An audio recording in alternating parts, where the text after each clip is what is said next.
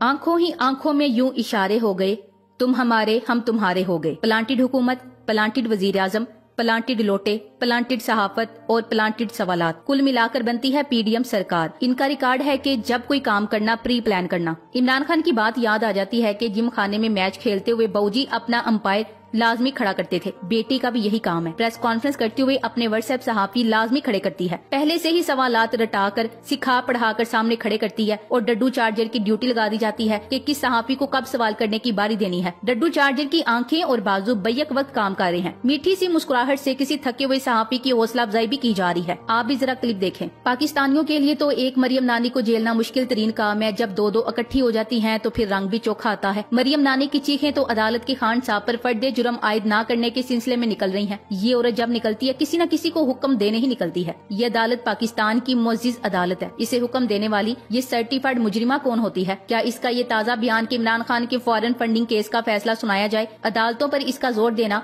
तो इन्हें अदालत के जुमरे में नहीं आता। इस सर्टिफाइड मुजरिमा को वापिस सलाखों के पीछे कब धकेला जाएगा? इसको अपने बिस्तरे मर्ग पर पड़े बाप की खिदमत के लिए खोला गया था, मगर ये राह जाते हर राहगीर पर भौंकेगी, ये तो किसी फैसले में नहीं लिखा गया था। इस मुल्क के कानून की भी समझ नहीं आती। पता नहीं ये शरीफ खानदान पर क्यों लागू नहीं होता। इस मुल्क की जेलों में हजारों ऐसी औरतें बंद है जिनके बाप भाई शोहर बीमार है। इन्हें इनकी तीमारदारी के लिए जेलों से बाहर क्यों नहीं निकाला जाता? क्या इनके हुकूक इस मरियम नानी के हुकूक के बराबर नहीं है? इस मुल्क के कानून का लाडला कौन है वो तो सबको साफ साफ नजर आ रहा है। अभी कुछ रोज पहले इसी मरियम नानी ने अदालतों को मशवरा दिया कि तराजू तो सीधा कर लो। तराजू सीधा है तो ये औरत वजीर आजम वाला प्रोटोकॉल एंजॉय करते हुए पूरे मुल्क में दंदराती फिर रही है। वैसे इस बार इमरान खान साहब को भी ये सवाल करना चाहिए कि इस सजा याफ्ता मुजरिमा को सड़कों पर दंदराने के लिए क्यों छोड़ा हुआ है? ये किसी कानून के अंडर क्यों नहीं आती है? रह गई इसकी कनीज डड्डू चार्जर, वो औरत तो इस काबिल भी नहीं कि इस पर बात की जाए। मरियम नानी की उतरन पहनकर खुद को शरीफ खानदान की खुद साख्ता मलिका समझती रहती है। जिस खानदान का सुल्तान खुद साख्ता जिला वतनी काट रहा है, इसकी कनीज की क्या औकात होगी? वैसे इस खुद साख्ता शाही खानदान को देखकर मुगल बादशाहों का जवाल याद आ जाता है। हिंदुस्तान पर अंग्रेजों के कब्जे के बाद मुगलों की कई नस्लें दिल्ली की गलियों में भीख मांगती फिरती थीं। मरियम नानी और इसके भाइयों के लहजों की रौनक और मगरूर रवैये उन शहजादों और शहजादियों की याद दिला देते हैं जो आखिरी मुगल बादशाह की जिला वतनी के बाद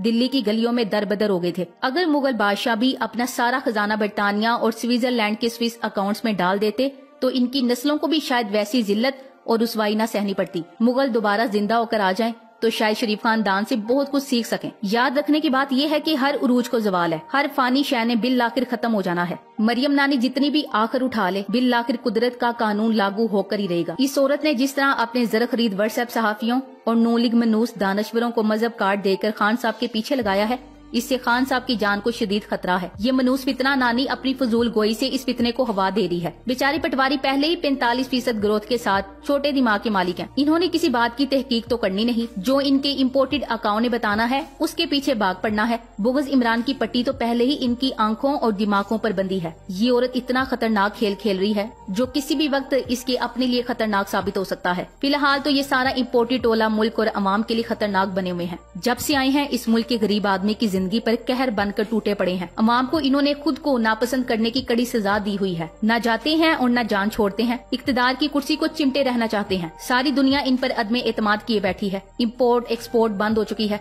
लोगों के कारोबार ठप पड़े हैं। इनके चचा मोहतरम डटाई से अपने अकाउंट से मिल रहे हैं। पाकिस्तान के मफादात बेच रहे हैं। CPEC को सुस्त करने के मुआहदे कर रहे हैं। शहबाज शरीफ ने माली मदद के बदले अमरीकी हुकाम को चीन से दूरी और CPEC की रफ्तार सुस्त करने की मुकम्मल यकीन दहानी करवा दी। अमेरिका और यूरोपीय बरादरी ने उन्हें यकीन दिलाया है कि उनकी हकीकी मदद सिर्फ अमेरिका और यूरोप ही कर सकते हैं। अमेरिका में मौजूद सहाफी बरादरी ने भी इस खबर की तस्दीक कर दी है और अब ये खबर हर तरफ सफर कर रही है। इम्पोर्टेड जब से इस मुल्क पर मुसल्लत हुए हैं, एक के बाद एक कानून बनाते चले जा रहे हैं। कौमी असेंबली में इनको ओपोजिशन करने वाला कोई मौजूद नहीं है। इनका असेंबली में वो हाल है, खुला खाओ ते चोखा नहाओ। कोई पूछने वाला नहीं, कोई रोक टोक करने वाला नहीं। 20 लोटों की नाम नेहाद ओपोजिशन के नाम पर राजा रियाज और चंद एक दूसरे मेंबरान मौजूद हैं जो पाकिस्तानियों के पैसे पर अय्याशियां कर रहे हैं, मुफ्त की तनख्वाहें डका रहे हैं, पार्लियामेंट लॉजिस पर कब्जा किए हुए हैं, सस्ती ग्रोसरी और मुफ्त पेट्रोल के मजे लूट रहे हैं। इन लोटों के लिए भी पाकिस्तान के किसी कानून में कोई सजा नहीं है। इस इम्पोर्टेड सरकार के प्राइम मिनिस्टर ने अमेरिका से मजीद $10 अरब की फरमाइश कर दी है। ये इमदाद की अपील नहीं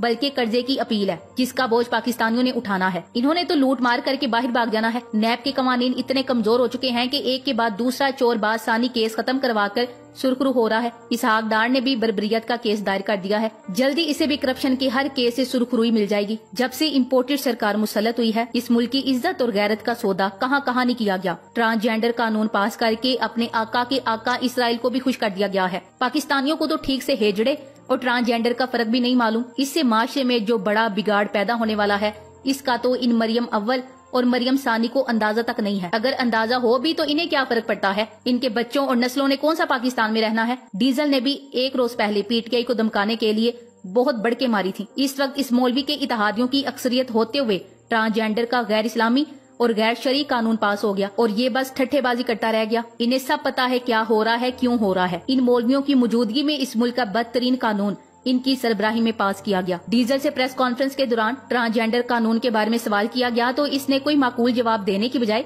ट्रांसजेंडर के कानून पर पीटीआई को जुगत मारी और हंसता हुआ रूस्टम छोड़कर चला गया। इसके चंद फॉलोअर्स को शायद उम्मीद हो कि डीजल इस कानून के खिलाफ कोई बयान देगा, मगर डीजल तो कहका लगाकर हंस दिया और चल दिया। इस ठट्ठेबाजी से मौलाना का अपना कैलिबर ही एक्सपोज हुआ है। इसने कहा कि पीटीआई वालों को इस कानून की ज्यादा जरूरत है। मौलवी साहब बताना पसंद करेंगे कि इसमें ठट्ठा लगाने की क्या जरूरत थी, जबकि कुरान पाक ने हम जंस परस्तों के बारे में बहुत सख्त मौकफ इख्तियार किया है, कौमे लूत की तबाही को तफसील से बताया है। मगर इस मौलवी डीजल को यहूदी फतवे बांटने और अय्याशियों के अलावा दीन मजहब की कोई बात नहीं याद। सुकरात के सामने एक अजनबी आदमी नहायत खूबरू, आला पोशाक, कमाल हुलिया उठाया हुआ आया तो सुकरात बोला, कुछ बोलिए ताकि आपकी काबिलियत मालूम हो।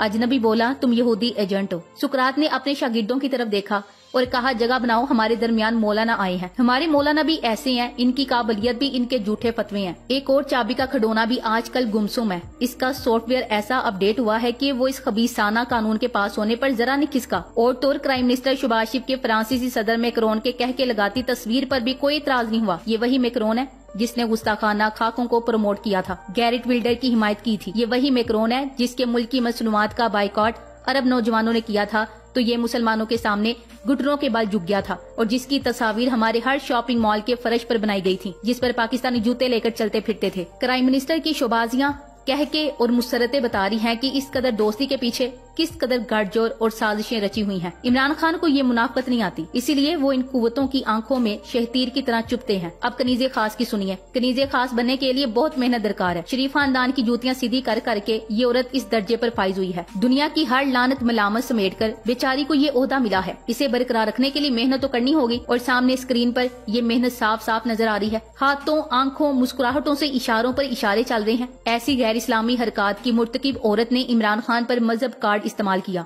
इमरान खान ने कहा, ला इलाहा इल्लल्लाह, यानी अल्लाह के सिवा कोई माबूद नहीं। जावेद लतीफ और मरियम औरंगजेब ने इमरान खान के बयान जानबूझकर तोड़ मरोड़ कर अवाम के सामने पेश किया। साबिक वजीर आजम इमरान खान के खिलाफ मजहब कार्ड इस्तेमाल करके इनकी जान को खतरे में डाल दिया गया है। एक तस्वीर मुलाहजा फरमाई। दो सियासी जमातों के बुनियादी फलसफे और सोच में फर्क वाजे करती है। एक तरफ डॉक्टर सानिया निश्तर सैलाब से मुतासरा खानदान के लिए 4 लाख रुपए इमदाद का ऐलान करके इनसे आजिज़ी से बात कर रही हैं और दूसरी तरफ मरियम औरंगजेब 2000 रुपए इमदाद का कहकर तकब्बुर से कौम पर एहसान जता रही है। अफसोस तो इन लोगों के अंधे पैरोकारों पर है जो अवाम को बासानी बेवकूफ बनाते चले जा रहे हैं। सुना है लंदन यात्रा के दौरान नवाज शरीफ ने ख्वाजा आसिफ और मरियम रंगबाज को मीटिंग से बाहर निकाल दिया था। दाई की औलाद की यही असल औकात है, मगर अपनी औकात बढ़ाने के लिए बेचारी उल्टी सीधी हरकत करती है। मगर जितनी भी कोशिश कर ले मरियम सफदर जैसी नहीं बन सकती, रहेगी कनीज की कनीज। Thanks for watching.